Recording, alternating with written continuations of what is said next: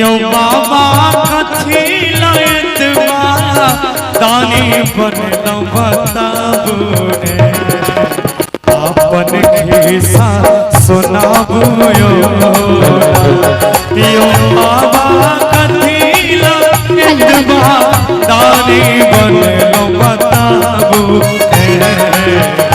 अपन खिस्सा सुनाबू यो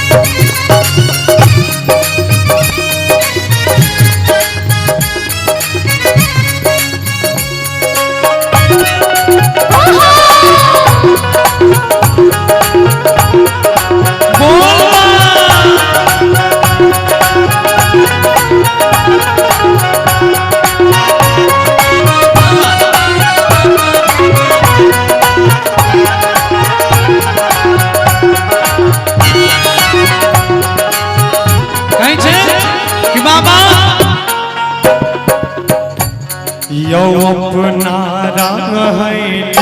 नहीं घर भक्त सुतैया संग मर मार अपना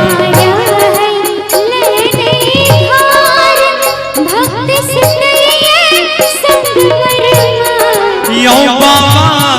रहले नहीं घर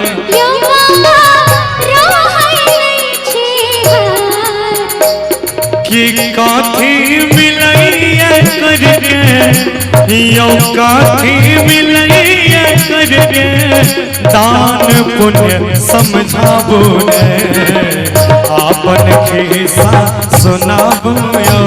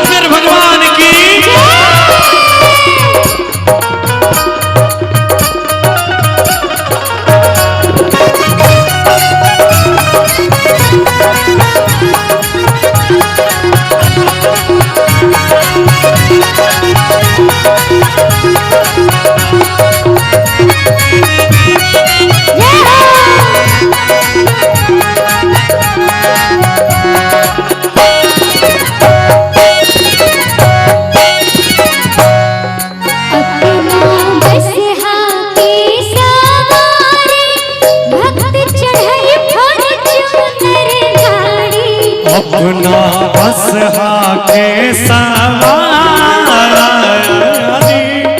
भक्त चढ़ई फॉर्च्यूनर गाड़ी यो बाबा चढ़ फॉर्च्यूनर गाड़ी